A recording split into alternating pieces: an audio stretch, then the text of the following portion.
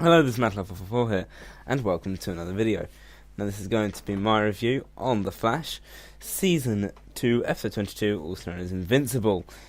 Now, we start off with a police fight with all of the Earth 2 messes, and out of nowhere the Flash comes in, takes all the messes, and he comes in, takes all the messes away, and locks them up.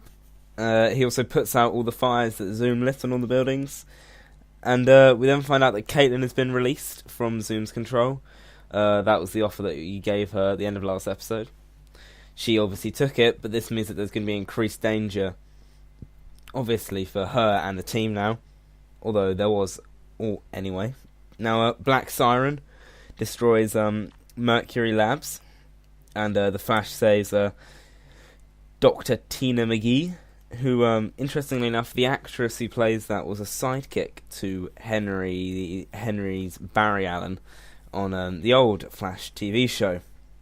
Now, Wally grabs a purse, and he saves this guy who was going to steal it, but he's almost killed in doing so, and Joe comes in at the last minute to save him. Wally wants to make the city right again, because he sees what the Flash is doing and sees it as something that anyone has to do. It's the duty of the people of the city to make sure that the city doesn't fall into chaos. Now Barry, he's very confident in the episode. He's getting too ahead of himself, and he's too optimistic. They have to talk to him about it. They find out that he's no longer afraid and he's not scared anymore after his Speed Force journey. Zoom then goads Barry by painting a big Flash symbol on CCPD, but it's obviously the reverse Flash symbol. Now, Zoom then consequently destroys the building next to him, which is obviously Black Siren, who Barry, and Zoom says that Barry's biggest weakness is the fact that Barry has to save him. Barry has to save the general public, so Zoom is going to target them instead of Barry himself, because then Barry will have to save them, and that'll distract him from the bigger plot. They're going to create a tech that vibrates at a different frequency to take down the messes. This works because obviously people from Earth do vibrate at a different frequency. Cisco sees birds, which I think is a link to canaries, like obviously the black canary. I think that's what they are. I'm not sure. Now Caitlin has what seems to be post-traumatic stress disorder. She keeps seeing Zoom everywhere. So after her sort of time with Zoom, she's been sort of mentally shocked by it, and she's now extremely scared of him. The Flash has a showdown with Black Siren, and Wally saves Barry though. So Black Siren is beating him down, screaming in his face, but then Wally comes in, knocks her over, and grabs Barry. Now, he has to disappear. He obviously runs out the car once he's recuperated, and his ears have stopped ringing. And it's interesting that Wally still doesn't know that Barry's the Flash, because I think that would make Wally a much better character if he knew that. You know?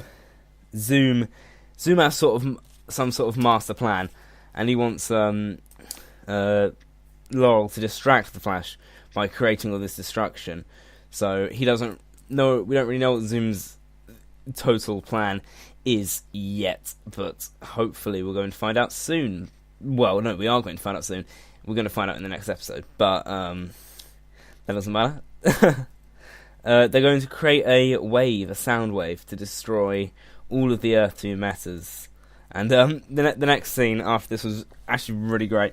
Cisco and Caitlin pretend to be Reverb and Killer Frost, which is quite hilarious because you can see them sort of acting really terribly, on purpose. It's pretty great. See, they tried to manipulate the Black Siren to make her stop following Zoom and join their three-way sort of leadership gang, but it doesn't work because Cisco is right-handed, but Reverb is left-handed because they're direct opposites of each other. Now, this might coincide for everyone on Earth too. They're all like in our Earth, most people are right-handed, but in Earth 2, most people are probably left-handed. Now, Cisco uses his vibe powers, which is great to see, but only when he's threatened. He can't do it himself. It's sort of that's how the vibing sort of started as well. He can't vibe by himself. It's just a reflex action that he's done. Now they knock out all the messes, but Zoom escapes through a wormhole, which is something that we haven't seen him do yet, so it'd be cool to see this happen more often. They lock up all the messes, and Barry says that Joe should deal with the problem of Wally himself. Now there was a sort of relationship between Dr. McGee and Henry, which, as I said, was a throwback to the original Flash.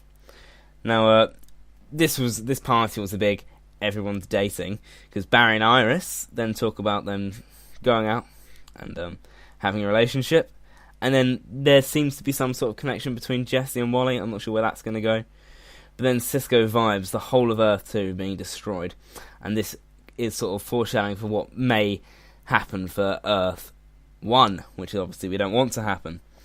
Now he steals Zoom comes in and steals Henry. They take him back to his own home, and Henry is killed. Now, most people were predicting this was going to happen.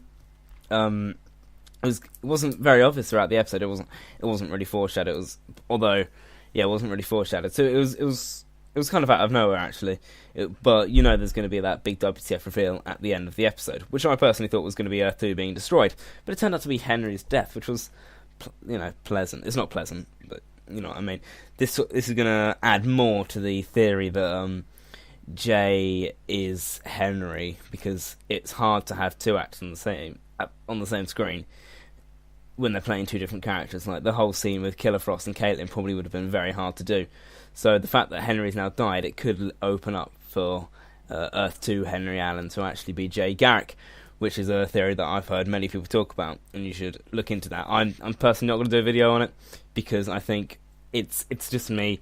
It would just be stealing content from other people, really, because loads of videos have been made about it, and I'm not really going to touch that theory. I like to come up with my own sort of theories, like the Kinvara video, the Yara video, and the Jorah video. I came up with all three of those ideas.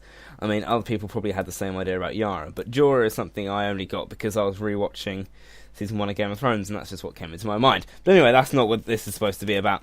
This episode overall was really good, and it's really leading into this finale. It's a good penultimate episode to get you hyped up for this big finale, and I can't wait to see that next week. But thank you guys for watching this episode, and I will see you next time.